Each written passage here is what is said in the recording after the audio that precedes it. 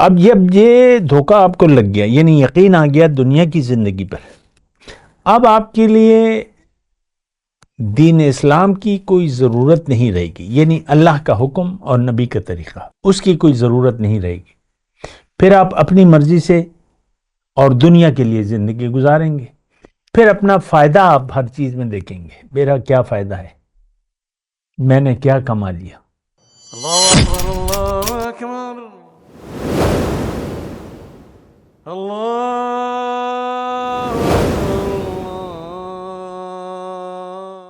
اعوذ باللہ من الشیطان الرجیم، بسم اللہ الرحمن الرحیم، اللہم صلی علی سیدنا محمد معدن الجود والکرم وآلہ وسلم۔ سامعین و ناظرین اکرام، السلام علیکم ورحمۃ اللہ وبرکاتہ۔ آج کا میرا موضوع، کیا ہم سیدھے راستے پر ہیں؟ دیکھیں، یہ بات تو جھوٹ ہوگی کہ اگر میں کہوں کہ ہم سیدھے راستے پر ہیں، خاص طور پہ امت مسلمہ کے بارے میں، بلکہ تمام دنیا کی بارے میں یہ کہہ رہا ہوں، آج اس روئے زمین پر جتنے بھی لوگ ہیں وہ سیدھے راستے پر نہیں ہیں۔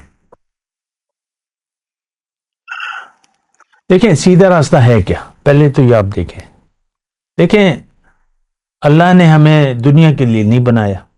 گزشتہ نشست میں یہ کہہ رہا تھا کہ ہمارا مقصد دنیا ہے نہیں،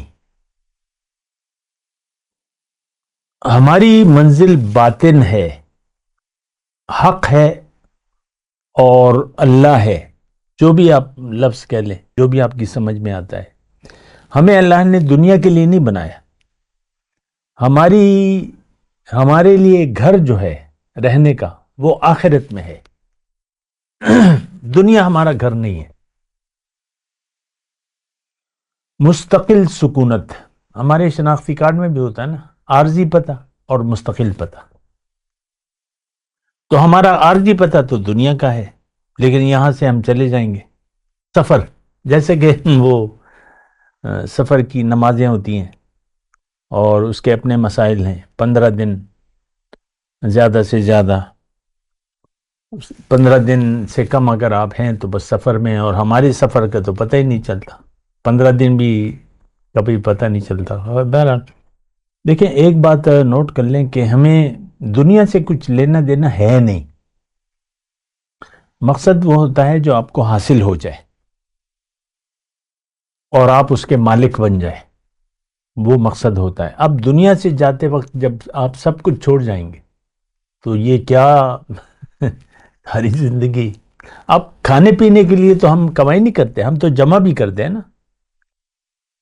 جمع مال وعددہ، مال جمع بھی کرتے رہتے ہیں، بناتے رہتے ہیں، جائیداد بناتے ہیں، اور جو بھی ہم کرتے رہتے ہیں، زیورات یا کوٹھیاں یا یہ یا وہ جو بھی ہے، یعنی ہم مال بڑھاتے رہتے ہیں۔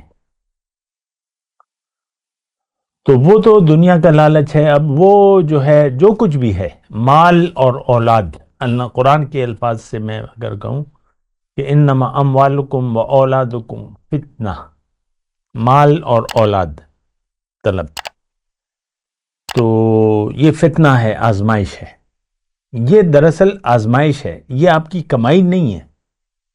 خیر اس کی ابھی میں بات نہیں کر رہا، آج تو میں یہ کہہ رہا ہوں کہ کیا ہم سیدھے راستے پر ہیں؟ تو ہم نہیں ہیں سیدھے راستے پر۔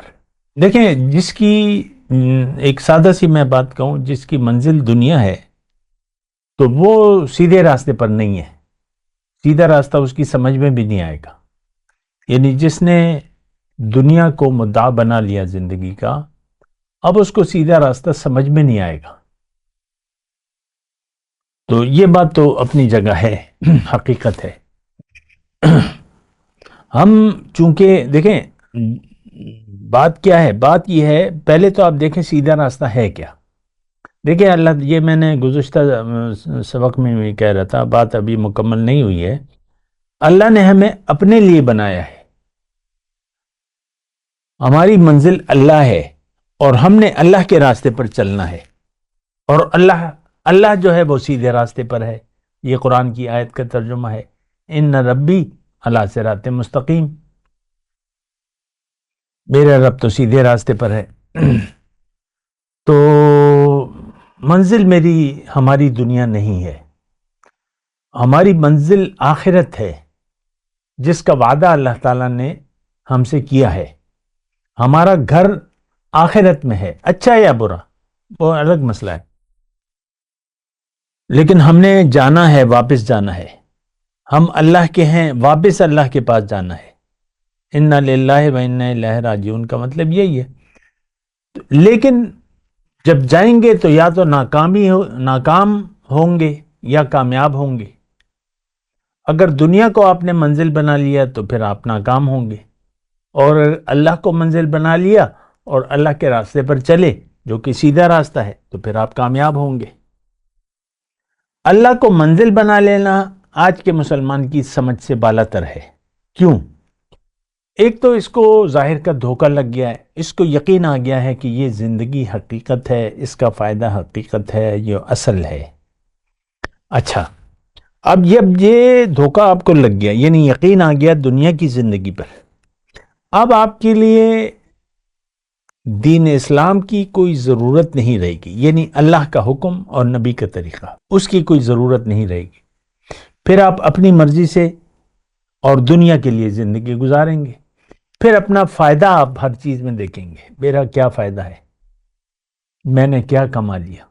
یہ ہوتا ہے نا اکثر بہت سے جو یعنی نیکی کے راستے پر ہیں، بعض اوقات اپنے ساتھیوں کو دیکھتے ہیں کہ بھئی میرا ساتھی تو اونچی پرواز ہے اس کی دنیا میں، اور میں تو بڑا پیچھے رہ گیا۔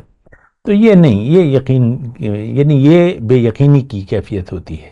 یقین نہ ہو تو پھر یہ اندرونی اثرات ہوتے ہیں کہ وہ دیکھو، اس کو دیکھو اور اس کو دیکھو۔ نہیں، ہم نے اللہ کی مرضی کو دیکھنا ہے، اللہ ہماری ترجیح ہے، اللہ ہماری منزل ہے اور آخرت ہماری ترجیح ہے، اور ہم نے سیدھے راستے پر چلنا ہے۔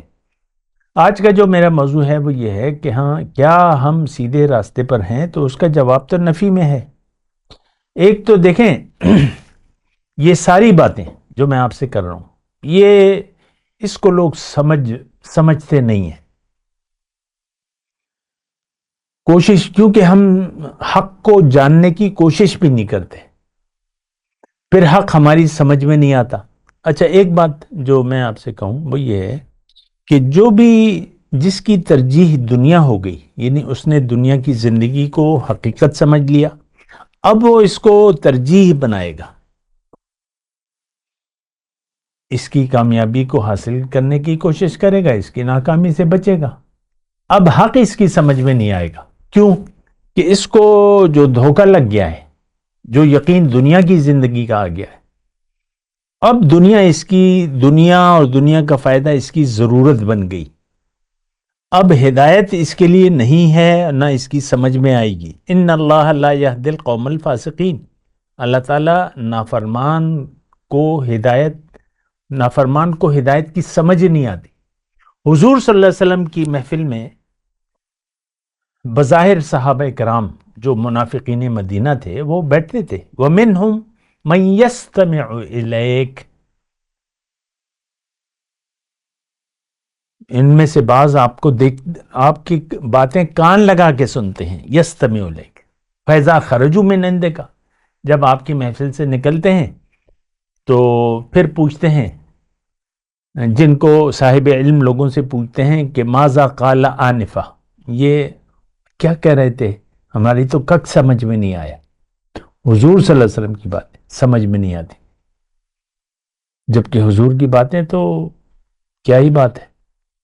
حضور صلی اللہ علیہ وسلم کی نشست اور ان کی باتیں کوئی اثر نہیں، کوئی سمجھ میں نہیں آتا۔ تو بس دیکھیں، اس بات کو محسوس کریں، دنیا کا دھوکہ اگر لگ گیا، اور یہ لگ چکا ہے، ہم سب دنیا کے دھوکے میں زندگی گزار رہے ہیں۔ ہماری ساری نشست و برخاست، ساری گفتگو، ساری سوچ، ساری سمجھ، سارا دماغ، ساری نیت دنیا کی ہے، ختم بات۔ تو یہ تو بڑی کوئی عجیب سی بات ہے کہ ہمیں اللہ نے جس لیے بنایا ہے وہ کام تو ہم کر ہی نہیں رہے،